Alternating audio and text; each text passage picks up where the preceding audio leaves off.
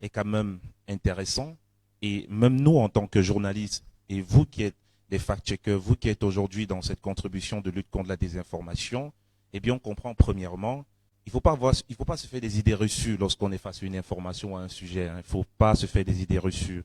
Et il ne faut pas avoir des jugements de valeur soi-même. C'est-à-dire que quand on est quelqu'un qui est face à une information, un individu doit comprendre que lorsqu'il a une information, il ne va pas directement juger l'information à partir de son point de vue personnel. Il y a un travail à faire. Vous parlez également de la distance critique. Ça, c'est hyper intéressant. Cette distance-là, parce que nous savons aujourd'hui qu'on va avoir des pages comme Jumanto, par exemple, sur Facebook. Et puis, tout ce que ce monsieur va publier, si vous n'avez pas le sens critique, si vous ne pouvez pas prendre du recul et que vous vous laissez emporter par votre jugement, vous allez croire que tout ce qu'il dit est vrai. Or, vous nous invitez à prendre un peu de distance. Il y a cette confrontation également que les fact-checkers le font très souvent.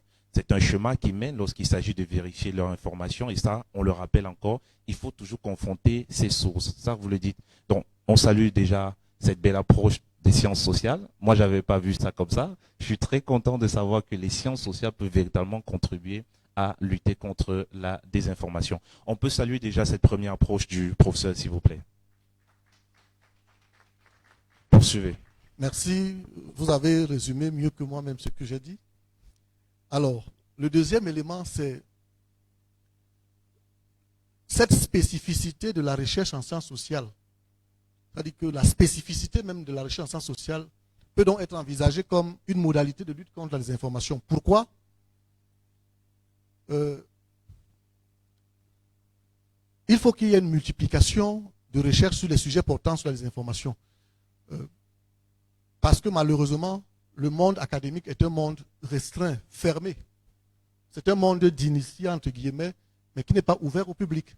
Donc, si nous produisons nos recherches en respectant ces critères de scientificité de la recherche en sciences sociales, de l'épistémologie, nous nous parlons à nous-mêmes, nous ne parlons pas au large public.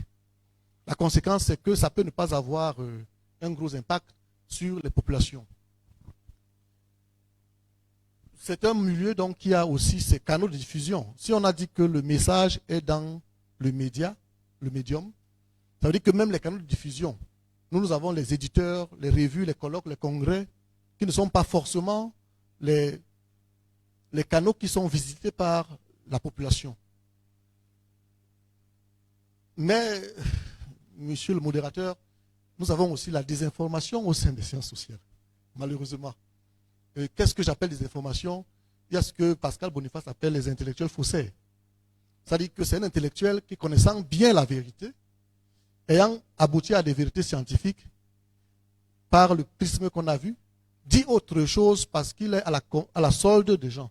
Parce que comme vous le savez, malgré le fait que le scientifique revendique l'objectivité, tout ce qu'on a vu, toute science est une science pour quelque chose et pour quelqu'un. Je prends un exemple. La question des changements climatiques. Vous avez tout entendu, la planète va, d'autres disent que non. Vous voyez bien que derrière les deux postures, les pro-climat et les anti-climat, il y a des gros lobbies derrière qui financent. Donc, ma vérité scientifique va être fatalement influencée par les financements que je reçois. Donc, il y a aussi des chercheurs qui peuvent venir en 10-15 minutes présenter leurs travaux en français facile. Voilà. Et il faut associer les universitaires, je salue d'ailleurs cette initiative, associer les universitaires à ces réflexions. Pour que, avant de diffuser, de cliquer pour diffuser, vous demandez, mais est-ce que c'est vrai? Si vous n'avez pas les moyens de vérifier, la prudence, c'est le garder le silence. C'est-à-dire de ne pas transmettre. Merci. Merci. Acclamation, s'il vous plaît. Et je rappelle que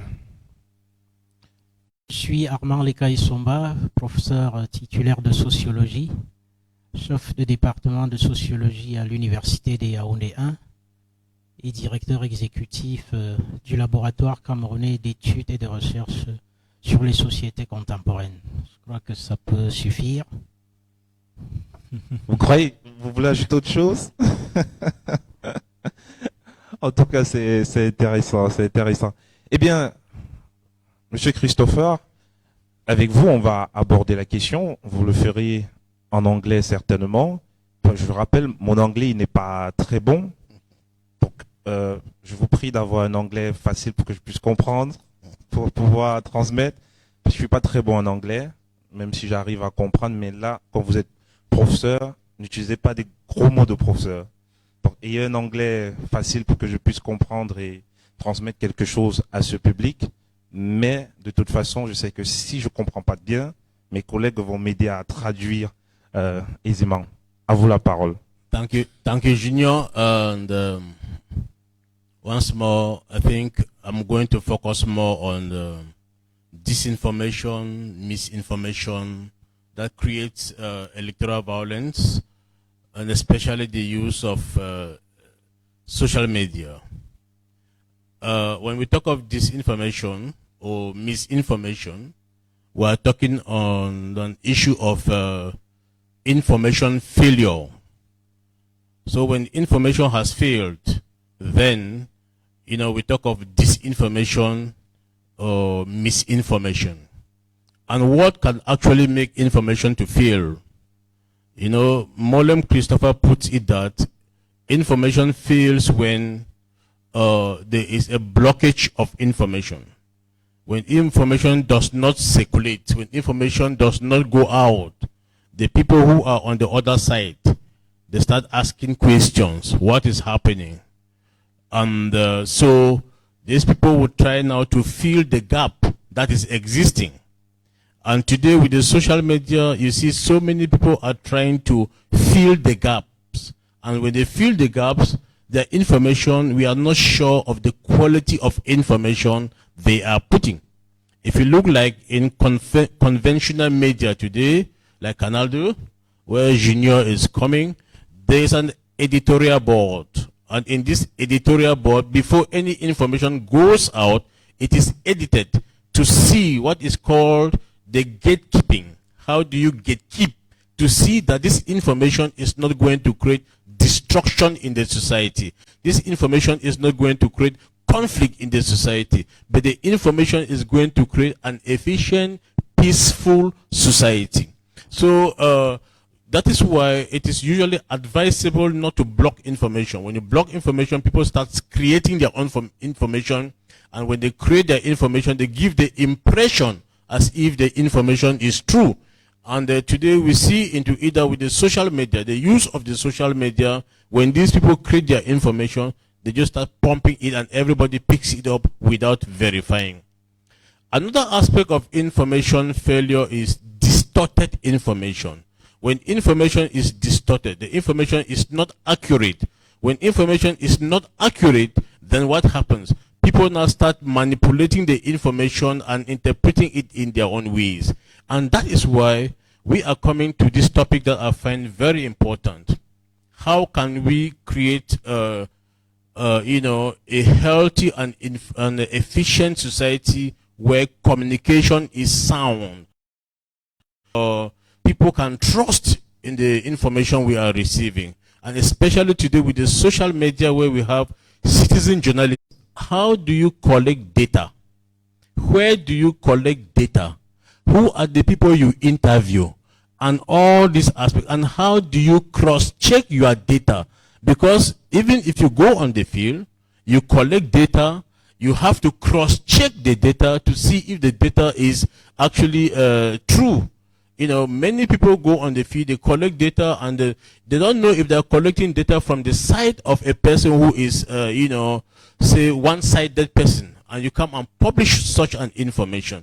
So how do you collect data? How do you process the data? How do you analyze the data? How do you publish the data? Publication is where it becomes very technical, because if you publish something that is not true, then you are participating in creating conflict within the society. And that is why we talk of fact check. We have to check our facts. When we have collected information on the field, we have to do a lot of checks before we send them on social media today, or even going to the conventional media.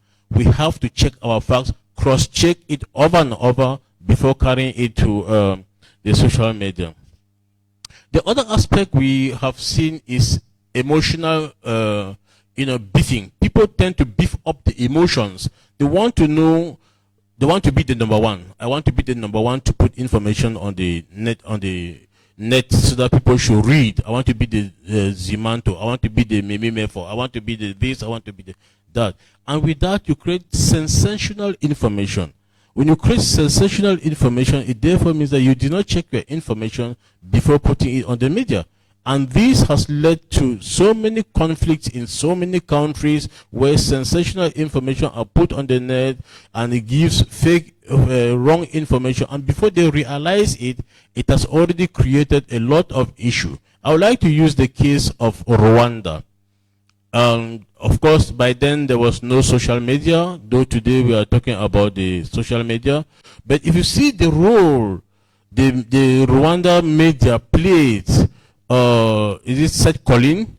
What the Seth Colin played in perpetrating the genocide in Rwanda, they were using sensational information. And when you use sensational information, you use certain words. For example, the radio Seth Colin was describing the people as tall trees. We have to cut down the tall trees. We have to cut down the tall trees. There are cockroaches. There are flies.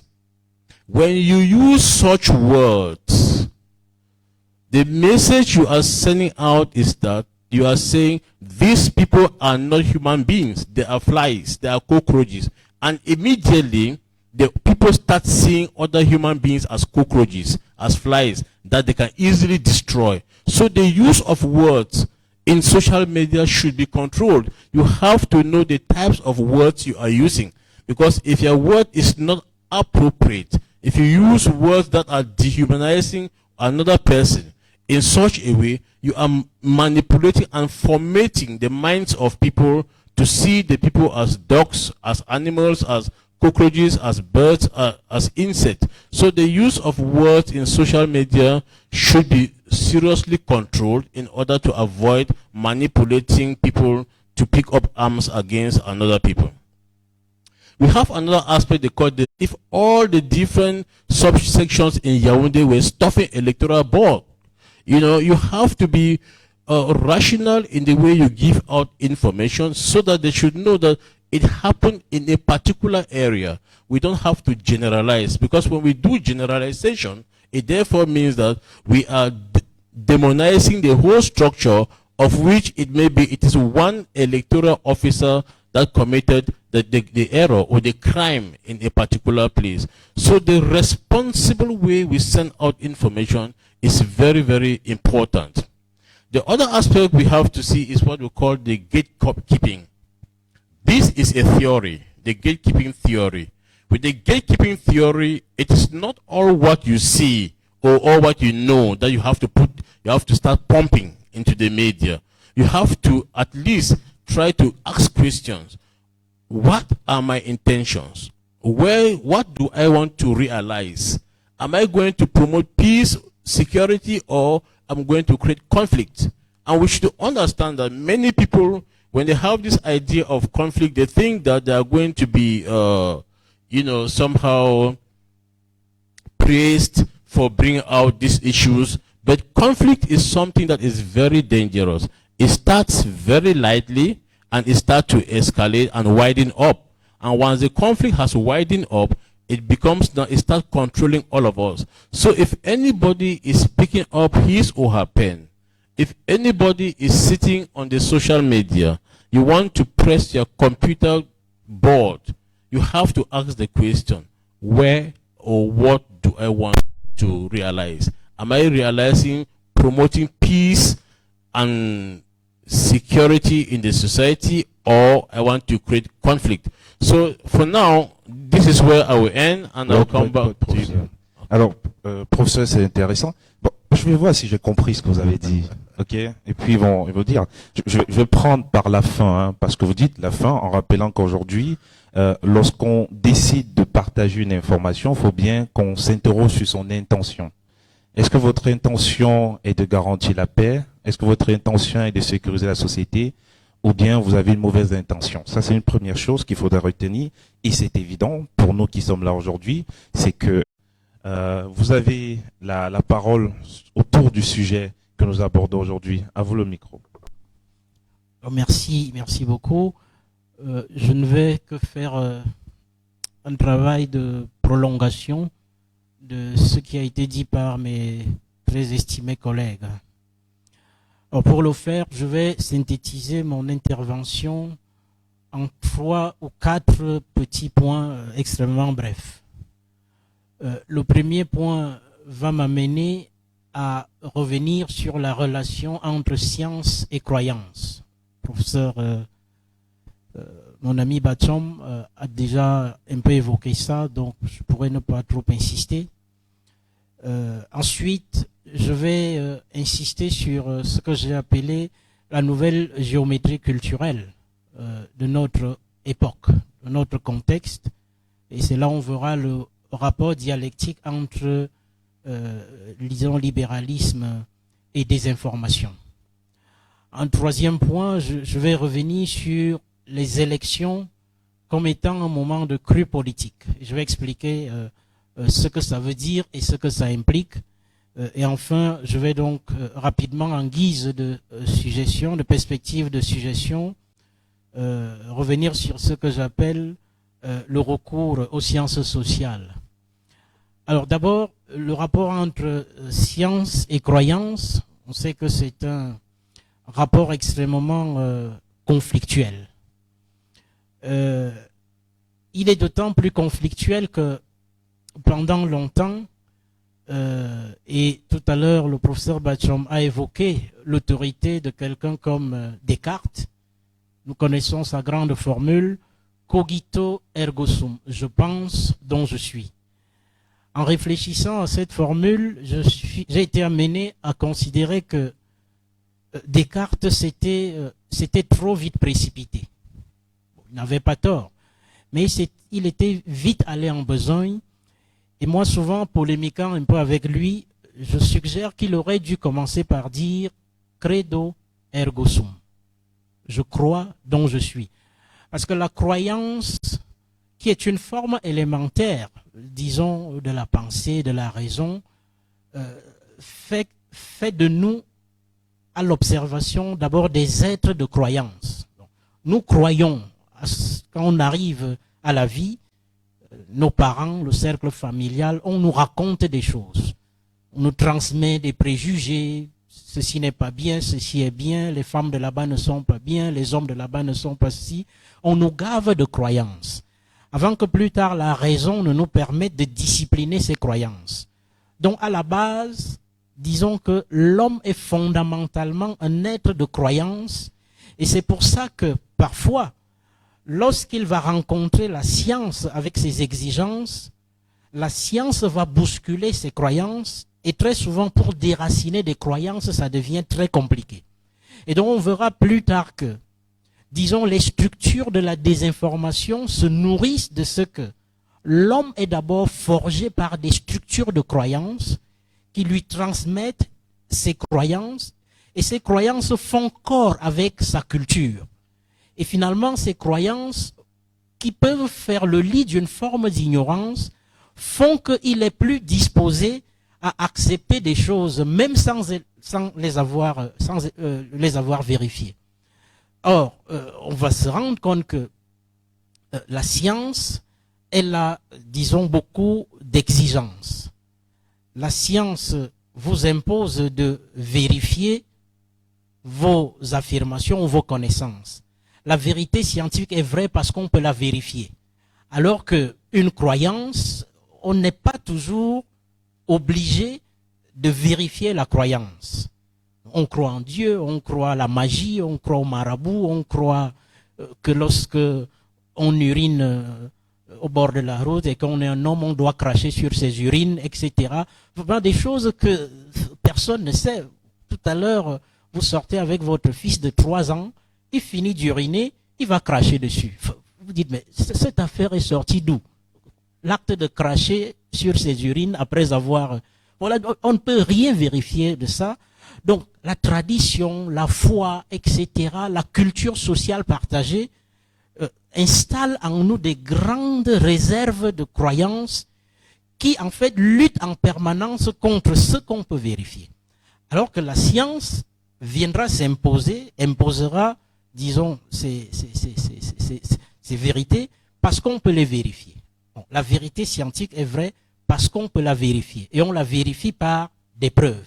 Et chaque fois qu'on doit donner une affirmation, il faut en apporter la preuve, sinon c'est une vérité qui n'est pas considérée comme acceptable. Et donc cette relation entre science et foi va donc être extrêmement déterminante plus tard dans la structuration, la dissémination des structures qui facilitent plus tard la désinformation, la circulation des fausses nouvelles, les rumeurs auxquelles des gens parfois, ou encore facilitent même les processus de manipulation. Mais évidemment, la science, depuis le XVIIe siècle, a réussi à stabiliser quand même un certain nombre de ses acquis. Quand je vous dis le préjugé et la croyance sont plus difficiles à déplacer, prenez un exemple banal. Depuis le XVIIe siècle, Galilée nous a confirmé ce qu'on savait déjà à peu près à partir de Copernic. Parce que les gens parfois s'en foutent, ils n'ont pas le temps de vérifier, ils estiment que c'est utile de croire à des choses pour ne pas perdre le temps de les vérifier. Et donc ça crée beaucoup de problèmes, on ne va pas rentrer plus en détail. Mais ça fixe quand même un cadre qui peut permettre plus tard de voir à partir d'où, n'est-ce pas, les processus de désinformation se démocratisent et circulent. Et la démocratisation de cette désinformation va donc, surtout aujourd'hui, dans les contextes contemporains, va se nourrir de ce que j'appelle l'émergence d'une nouvelle géographie culturelle. D'une nouvelle géométrie culturelle. Il y avait une ancienne géométrie culturelle marquée par une grande verticalité. L'information venait d'en haut. Si on prend le cas de nos pays africains, lorsqu'il y avait le parti unique, le journal unique, etc., tout était unique, il n'y avait qu'une vérité unique. Paradoxalement, il n'y avait pas beaucoup de désinformation, mais il y avait beaucoup de propagande. C'est-à-dire qu'en fait, la désinformation passait par la propagande, parce que la propagande se légitime surtout dans un contexte où une personne, une instance monopolise la capacité à donner des informations, à les diffuser et à les légitimer. Quand il n'y avait qu'une seule radio, quand il n'y avait qu'une seule presse, un seul journal, quand il n'y avait pas les lois de la libéralisation, en fait, les autres informations qui circulaient étaient délégitimées et considérées comme des rumeurs. Et la rumeur était perçue comme une information dégradée, une fausse information. Et d'ailleurs, une célèbre interview avait fait dire au président de la République du Cameroun, Paul Biya, que j'ai demandé aux Camerounais d'écouter la radio, de suivre la télévision, parce que l'information vient d'en haut, la rumeur vient d'en bas. Le président de la République, une interview, et qui se construit dans l'horizontalité. Et cette horizontalité fait que nous n'avons plus besoin d'écouter la radio, d'écouter une seule radio, un seul journal. Le matin, on se réveille, on va sur les réseaux sociaux, on fouille. Donc finalement, c'est comme si tout le monde est devenu journaliste, donc vecteur de diffusion d'une information, etc. Et donc ça crée un paradoxe, c'est le paradoxe de la libéralisation. Le paradoxe de la libéralisation fait que quand la propagande diminue, parce que la propagande est le fait d'une instance qui monopolise les structures de diffusion de la vérité, la désinformation, disons, émerge. Elle émerge parce que, comme plusieurs sites de diffusion, comme nous tous, nous devenons des instances de diffusion de l'information ou de la prétendue information, chacun envoie ça, et finalement, disons que la pression que nous connaissons à travers la science, les journalistes tels qu'ils ont été formés, ils savent qu'ils doivent vérifier. D'ailleurs, nous avons en partage, nous les spécialistes des sciences sociales et les journalistes, le fait de faire des enquêtes. Et un enquêteur est quelqu'un qui est en quête. Il est en quête des indices. Lorsqu'il rassemble ces indices et les met en lien, il arrive à une vérité, qu'elle soit journalistique ou scientifique. Et donc ça lui donne, excusez-moi, le temps de la vérification. Or, le temps de la vérification a disparu. Parce que dans cette nouvelle géométrie culturelle, il n'y a plus de temps. Le doigt cyclique, on va rapidement. Les informations périssent vite. C'est-à-dire que l'espérance de vie d'une information, c'est peut-être à peine quelques heures. Quelques rares informations sont à la une pendant des jours et des jours. Donc on clique, on ramène, on diffuse, on envoie, on partage, on fait ceci. Finalement, les usagers, nous sommes tous embrouillés. Nous ne savons plus qu'est-ce qui est vrai, qu'est-ce qui n'est pas vrai. Et comme on a toujours, comme les choses que nous recevons excitent en grande partie notre ego. Je viens d'avoir quelque chose de croustillant là, je partage vite dans un groupe pour que je sois le premier à avoir partagé, même si je n'ai pas vérifié. Après, on se rend compte que ce n'est pas nécessairement exact, mais bon, comme tout passe rapidement, etc. C'est ça la nouvelle géométrie culturelle qui fait qu'il n'y a plus de référence, il n'y a plus de source de légitimité. Les grandes sources de légitimité sont en permanence contestées, ce d'autant plus que ce n'est plus simplement dans cette nouvelle géométrie culturelle, les hommes du bas qui cherchent à désinformer, parfois ont permis, selon une loi de la vie politique, une loi pragmatique, qui fait que finalement c'est le moment où il faut être le plus vigilant possible. Parce qu'on vous dira tout et n'importe quoi. On peut créer même des situations qui sèment finalement la confusion dans les esprits, disons, des gens, des usagers, etc. Et donc, finalement, nous disons donc que ce moment de crue politique va être le moment où la désinformation, les logiques de propagande, mais de propagande à un autre niveau, vont se multiplier pour chercher à recruter le maximum d'électeurs pour pouvoir avoir une position soit de député, soit de maire, de conseiller municipal, soit de président de la République, etc., etc. Et donc, finalement, nous considérons que, mais vraiment très modestement, dans ce temps, parce qu'ils n'ont pas le temps de construire des choses sur lesquelles des penseurs, des journalistes peuvent réfléchir et éclairer les électeurs. Et donc, devant ce vide d'alternatives, ce vide de vision, et qui donne lieu à des emballés messianiques, etc., nous sommes convaincus que voilà, c'est vraiment le seul recours là, c'est que l'autre reste éternellement. La seule alternative, c'est comment faire pour que nous aussi on parvienne absolument. Mais derrière tout ça, nous ne percevons pas. Et donc devant ce vide, effectivement, nous rentrons dans une trajectoire extrêmement populiste. Et c'est vraiment le jeu des populismes. Et donc la science se fait extrêmement humble dans ces contextes. Et tout ce que nous pouvons dire, c'est de dire oui, nous restons quand même un recours. Même si théoriquement on peut instrumentaliser des connaissances scientifiques, mais ça reste difficile, ça demande beaucoup d'efforts, on peut plus instrumentaliser des journalistes.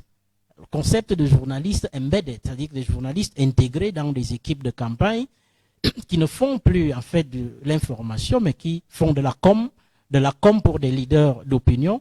Et lorsqu'on fait de la com, c'est pour chercher à modifier l'attitude des électeurs par rapport à un camp. Alors que la science, dans sa vocation, qui cherche la vérité doit être vérifiée. Et pour la vérifier, il faut prendre du temps. Et donc, on ne peut que continuer de plaider, même si l'on a l'impression de plaider dans le désert, en disant les sciences sociales sont un recours qui peut aider à lutter contre la désinformation, ne serait-ce que par les principes qu'elles ont énoncés, qui restent intemporels, le doute permanent, la capacité de remise en question, la distance critique, n'est-ce pas, la renonciation, ça a été dit tout à l'heure, à systématiquement relayer des choses qu'on n'a pas réussi à vérifier, mais surtout... Du temps de la vérification, il faudrait respecter les principes des sciences sociales, vous l'avez rappelé, le principe du doute, de la remise en question, de la distance critique et bien sûr de la rénonciation. On n'est pas obligé de cliquer sur tout, de tout partager aussi rapidement. Et ce qui est d'ailleurs salutaire, c'est bien sûr d'appeler les pouvoirs publics, vous l'avez rappelé, à investir dans l'éducation, dans la sensibilisation au sein des universités, en créant peut-être des filières, des chaires, en améliorant l'enseignement autour de la lutte contre la désinformation pour que nous ayons un Cameroun qui, n'est-ce pas, au lendemain des élections de 2025, reste un Cameroun paisible, sans confrontation, mais beaucoup plus un Cameroun où la bonne information a été relayée. Et bien même si l'information doit toujours venir de haut, que cette information reste vraie et que l'on soit capable de la vérifier. En tout cas, saluons encore le professeur, c'était formidable. Et bien maintenant, c'est à vous la parole pour quelques questions, quelques commentaires, des contributions, pourquoi pas. Sinon, on va arrêter.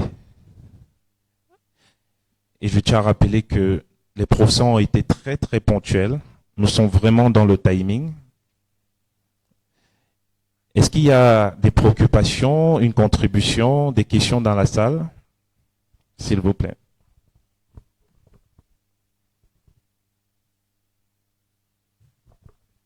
Merci. Quelqu'un peut apporter le micro?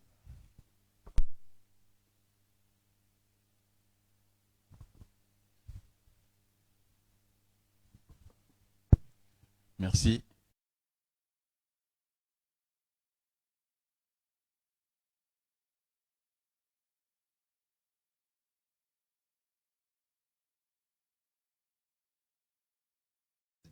Des médias et des communications, c'est de gagner la bataille contre l'instantané ou l'instantanéité.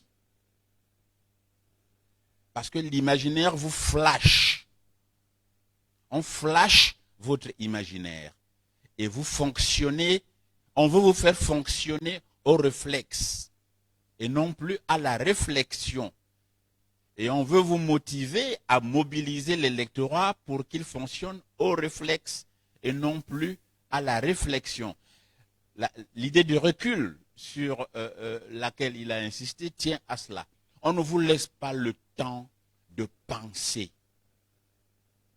Je crois que c'est l'un des défis que votre organisation peut chercher à relever. Comment faire pour que, dans un contexte où on veut flasher votre imaginaire, vous ayez assez de résistance pour gérer l'instantanéité dans laquelle on veut vous plonger. Je voudrais terminer par les conséquences de cette manipulation qu'on observe en période électorale. Prof. Durkheim a parlé de la foule. Si au moment où nous sommes ici, quelqu'un crie au fond, au feu, nous allons spontanément nous lever, commencer à courir sans trop savoir pourquoi nous courons, où est-ce qu'il y a le feu et où est la sortie.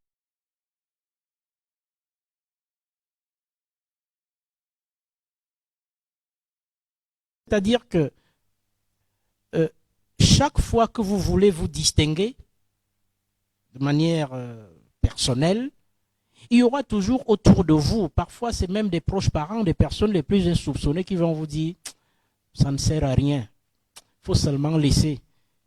Toi tu vas alors faire comment? Il faut faire un peu comme les autres. » Donc ça nous encercle, surtout que ça s'adosse peut-être sur quelque chose qui avait un sens dans nos vieilles traditions, mais qu'on a modifié.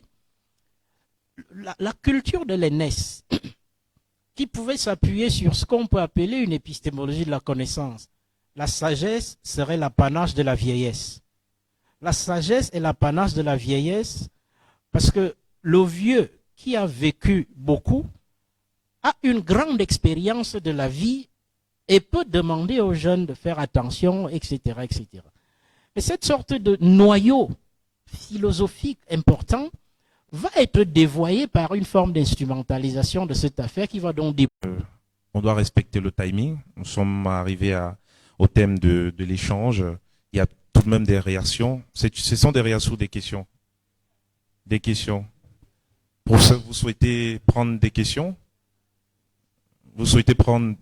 Ok, 2 questions. Oui, 3 questions uniquement. 3 questions parce qu'on va arrêter. 3 questions uniquement.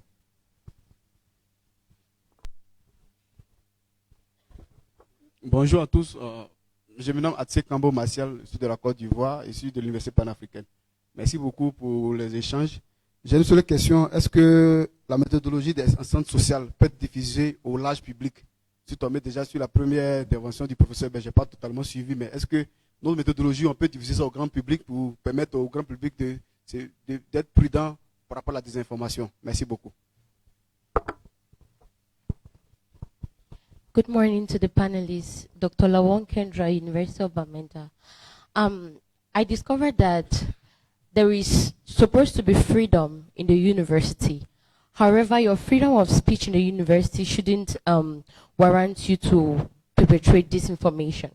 So how do universities strike a balance between freedom in the academic and disinformation that may arise from controversial biases?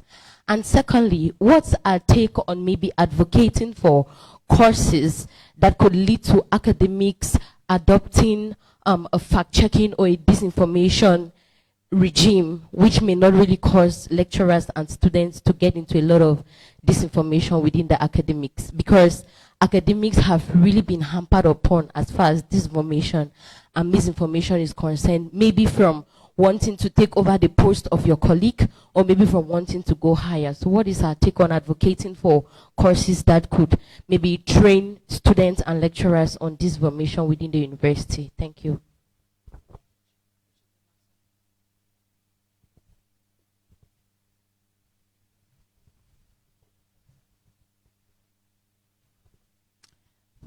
Bonjour à tous les panélistes. Déjà, je me sens édifiée par les interventions des différents professeurs. Moi, je suis étudiante en fin de formation en communication et je dois avouer que j'ai été victime plusieurs fois de désinformation et que j'ai même été parmi ceux, entre guillemets, qui ont cliqué avant de penser. Mais cette année, en fin de formation, on a introduit un cours dans notre programme qui s'intitule Fact-Checking. Et c'est justement dans le cadre de ce cours que je suis ici. Et ce cours m'a beaucoup édifié. Moi, je vais m'adresser particulièrement au professeur Loka. Je me dis, c'est un responsable dans une université d'État. Quelles sont les stratégies concrètes de lutte contre la désinformation? Vu que la jeunesse, les étudiants constituent un maillon très essentiel dans la société et ils sont plus utilisés comme influence. Lorsque les jeunes prennent un mouvement, ce mouvement se répand. Je me dis, quelles sont les stratégies que l'État utilise, ou alors que des responsables, comme le professeur Loka, dans les universités, quelles sont les actions concrètes qui sont posées pour lutter contre la désinformation, ou alors pour éduquer les étudiants par rapport à la désinformation? Je suis déjà étonnée du fait qu'une conférence comme celle-ci n'y ait pas assez d'étudiants, parce que je me dis que ça aurait beaucoup édifié. Donc je m'adresse vraiment au professeur Loka. Il faut vraiment mettre en place des stratégies pour éduquer les étudiants sur la désinformation. Et je pense que nous sommes à un moment où nous sommes encore réceptifs. Voilà, nous avons encore des cerveaux vierges. On peut encore nous éduquer sur une certaine conduite à suivre. Merci.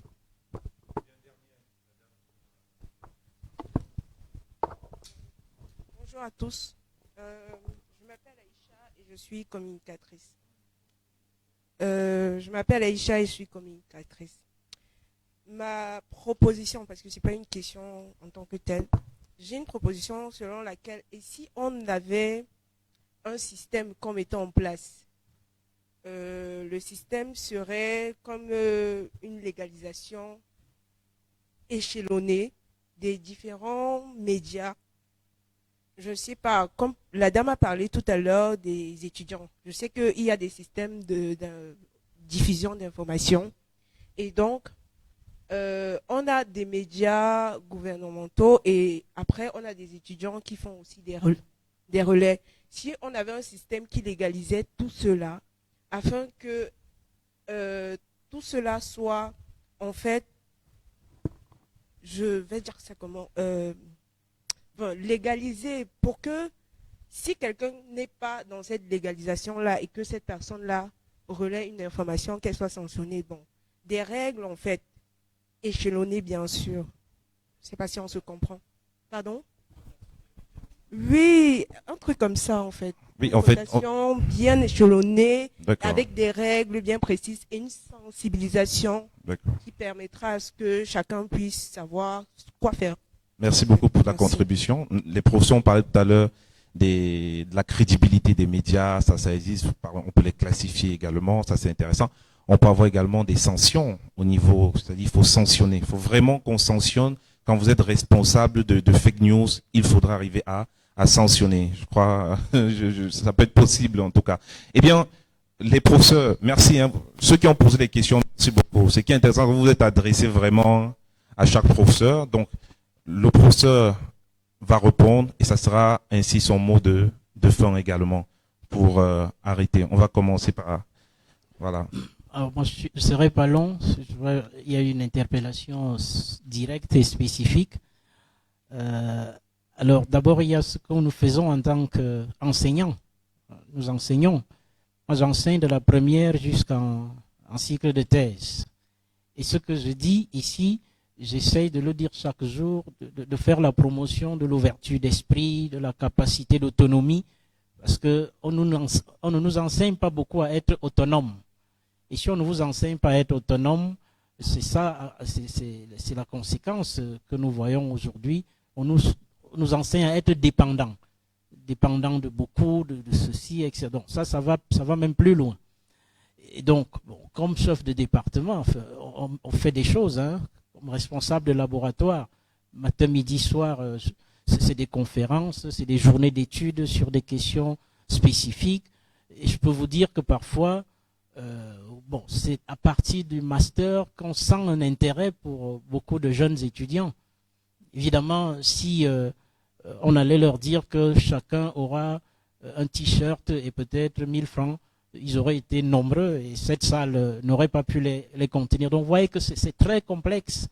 C'est pas pour mettre en cause une génération, mais c'est pour expliquer un état d'esprit général et une culture sociale qui n'a pas beaucoup aidé à clarifier ces choses aussi. Mais je conclus en disant le plus important, c'est de construire son autonomie.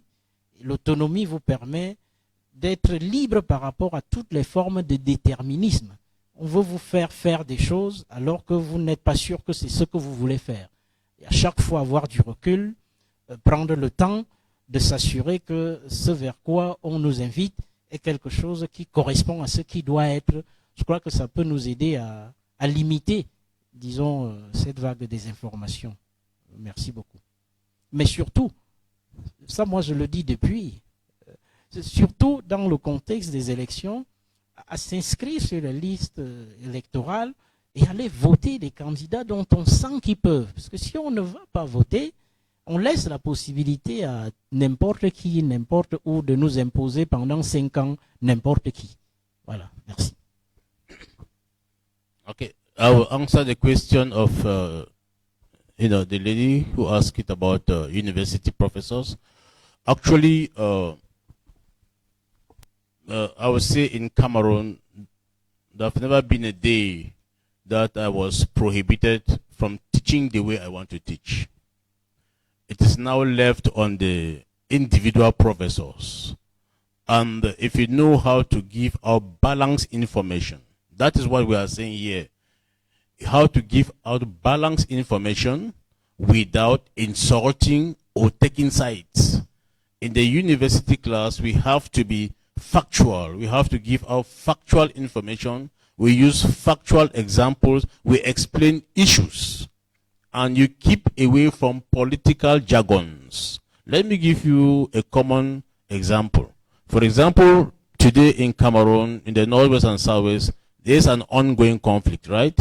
The politicians, they will call the non-state actors terrorists, right? As a university lecturer, you know that they are not terrorists, they are armed rebels. It is for you to explain that they are armed rebels, and you bring now the facts why you consider them armed rebels. But if you fall on the political jargons, then you are being taken by politics and not by science. So you have to be, and that is why we say you carry on facts, you gather your data, you analyze your data, you present your data, you analyze your data, and you do discussions. So this should be done on the basis of facts. Don't take side with any particular party, because when you take side with party, you lose this objectivity, this scientific objectivity you are supposed to have, right? Okay. On the other question is about the conventional media. If you look at it closely, the Cameroon government has created certain institutions like the National Communication Council, right? That is to check so that certain issues, and if you see, since the creation of the National Communication Council, so many of those insults that used to be on conventional media have reduced. And now people have carried it to social media. And that is where I want to go. Don't forget what we are presenting this today. We are presenting about digital media and fake news in creating electoral violence. So that is why, how can we stop that from happening? How can we stop using the internet, using social media to propagate violence? And that is the responsibility of each and every one of us. I think I should end by saying that the organization that has invited us here is Civic Watch. And just the term Civic Watch speaks for itself. That is very responsible, and I thank you once more for such a brilliant topic. Thank you. Bien, merci. Je voudrais commencer par remplir un devoir. C'est de saluer la présence du professeur Charlie Gabriel Mbok, que mon estimé collègue Leka Esomba a appelé le patriarche de la pensée critique. Je dirais patriarche tout court. Peut-être patriarche parce qu'il a atteint l'âge de la pensée critique, ou vice-versa. Parce que dans nos sciences sociales, quand on a atteint un certain âge, une certaine aura, on ne peut devenir que critique en fait, par rapport à la structure positiviste qui nous a imposé un certain nombre de choses. Je voudrais saluer sa présence et saluer la sagacité, mais aurait-il pu en être autrement de ce qu'il a dit? Alors, on a dit beaucoup de choses, mais il y a quelque chose qui a été subliminal. Charlie le mineur, au fond, les anciens comprennent, Charlie le majeur, Charlie le mineur, a fait une certaine éloge de la subversion, convoquant un peu les structures traditionnelles, la répression culturelle. On nous a conditionnés de telle façon que, aujourd'hui, quand on dit ça, c'est comme si on était irrévérencieux. Et le professeur Leka semblait dire aussi qu'à l'université, nous ne sommes pas libres. Il y aurait donc un conditionnement dans la perspective de Durkheim, la société où nous aurait conditionnés à être d'une certaine manière. Mais, alors, la question c'est, comment dans cette société liquide, si j'emprunte à Zygmunt Bauman, cette société liquide, société du scoop, où tout va vite, on n'a plus le temps de la réflexion, on est dans l'instantanéité. J'emprunte au professeur, je vais corrompre sa pensée, il y a une instantanéisation des choses. Comment dans ces conditions s'assurer que l'information que je vais cliquer, je dois la cliquer? Alors, c'est là que les sciences sociales, et je pense que c'est pour cela qu'on nous a appelés, viennent au secours de la société. Parce que par la démarche, par l'épistémologie de la recherche en sciences sociales, on a l'obligation de marquer un temps d'arrêt, de ne pas céder à la pression de l'instantanéité pour se dire, on a dit Batium est un polygame, c'est un scoop, mais est-ce que je dois cliquer cette information? La question c'est, est-ce que c'est vrai? Est-ce que j'ai les preuves que cela est vrai? Quelqu'un parlait dans la salle de l'apport des sciences sociales. Je pense que c'est le compatriote de Côte d'Ivoire, l'Afrique étant un tout. Précisément, une information pour le scientifique dans les sciences sociales n'est avérée que lorsqu'elle est passée au crible d'un certain nombre de choses, de vérifications. Mais là, le dilemme aussi. Le professeur Charlie Gabriel Mbok parlait de l'instantanéité. Est-ce que le citoyen lambda a seulement le temps? Puisque dans 2 minutes, il y aura un nouveau scoop qui va venir éclipser son scoop. Et puisqu'il veut être celui qui a été le premier à diffuser l'information, il est contraint à ne pas, même s'il peut, à ne pas faire les vérifications usuelles. Voilà ce que je voulais dire. Et bon, le professeur Leka est parti, mais je dis quand même ça comme ça. Oui, l'université doit produire la lumière. Mais il y a un collègue philosophe, Alain Pascal, qui a écrit un ouvrage, La conspiration des initiés. Il a aussi écrit le fondement occulte de la philosophie. Il montre bien qu'en fait, ce qu'on nous a vendu comme les lumières, entre guillemets, sont en fait des ténèbres. Parce que ces philosophes-là, qu'on a souvent cité Montesquieu et les autres, étaient dans une conspiration contre l'Église. Et donc, ils ont promu des valeurs qui sont des contre-valeurs. Mais je dis ça comme ça. Merci beaucoup. Alors, nous sommes exactement arrivés à 10h26. Donc, on était censé arrêter à 10h30. Donc, c'est bien, on est dans le temps. Merci beaucoup à vous, monsieur. Eh bien, le rapporteur qui m'accompagne m'a dit, mais pas en tant que rapporteur, on rappelle que c'est un très très bon blogueur qui nous vient de la ville de Tchang. Très rapidement, un mot à dire sur le sujet, s'il vous plaît. Merci pour la parole donnée. Là, je vais peut-être intervenir avec une autre de mes casquettes, celle du chercheur. Parce que les points qui ont été soulevés par les éminents professeurs sont des points très intéressants. Là, je vais peut-être rappeler la difficulté qu'on se confronte lorsqu'on questionne la problématique des discours haineux et des fausses informations en ligne. Tout le monde vit ça au quotidien. Mais alors, quel est l'impact ou alors quelle est l'influence réelle que cela a dans notre vie? L'étudiante qui a pris la parole tout à l'heure a dit qu'elle était victime de désinformation. Maintenant, la recherche, en fait, ici, est censée nous montrer peut-être l'impact ou alors peut-être essayer de quantifier l'effet de cette désinformation-là. Est-ce que peut-être ça a contribué à améliorer ses résultats scolaires? Est-ce que ça a contribué donc à détériorer ses résultats scolaires? Alors, lorsqu'on se lance dans ce sens de recherche au Cameroun, on est confronté à plusieurs difficultés, dont la première est celle de l'accès aux données. On n'a pas de données sur les discours haineux ou encore les fausses informations en ligne. Donc, du coup, ça reste un gros frein à la recherche parce que tant qu'il n'y a pas de données, vous ne pouvez pas décrire exactement cette situation-là avec la vérité que les données peuvent conférer à cela. Donc, ça c'est peut-être l'expérience que je voulais partager en ce qui concerne la recherche dans ce domaine-là. Et c'est un domaine qui est beaucoup plus abordé dans des pays développés. Vous serez, par exemple, surpris de voir à quel point est-ce qu'ils ont poussé la recherche sur des questions liées aux discours haineux et aux fausses informations. Mais dans le contexte africain et particulièrement camerounais, c'est un domaine encore complètement vierge. Donc, il y a beaucoup à dire. Donc, c'est juste en fait pour inviter, si dans la salle, il y a des gens qui s'intéressent à la recherche, à vraiment s'intéresser à ce champ de recherche-là. Merci encore. Mais tu te présentes parce qu'il y a ceux qui ne te connaissent pas. Voilà, bon, moi, je suis peut-être blogueur connu sur la toile, sur le pseudo de Yano Mars. Mais parallèlement, je suis également un docteur en sciences économiques de l'université de Tchang. Bon, j'ai exprimé ma thèse là-bas l'année dernière en sciences économiques sur le système éducatif. Donc moi, je m'intéresse à la question de la performance du système éducatif camerounais. Et nous sommes en train de travailler depuis quelque temps sur une recherche basée en fait sur qui tente en fait voilà de quantifier l'impact ou alors l'effet des discours haineux sur les performances scolaires des élèves. Donc on essaie de voir quand un élève est victime de discours haineux, est-ce que cela améliore ou alors cela détériore ses résultats scolaires.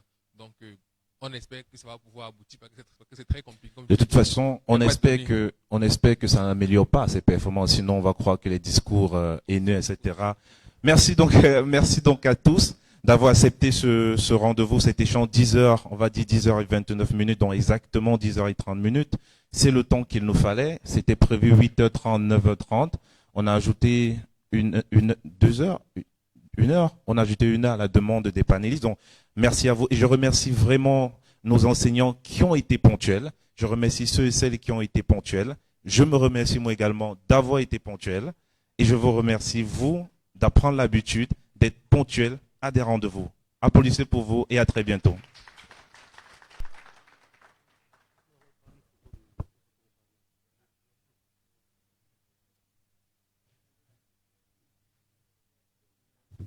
Je rappelle pour vous, ce type de rencontre permet d'entrer en contact. Les enseignants sont là, prenez des numéros, échangez pour vos travaux, pour vos connaissances.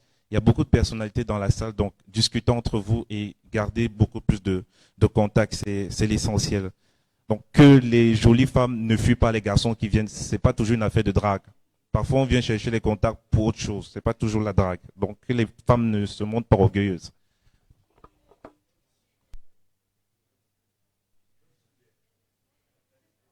Et c'est pas un discours de haine, hein, c'est juste...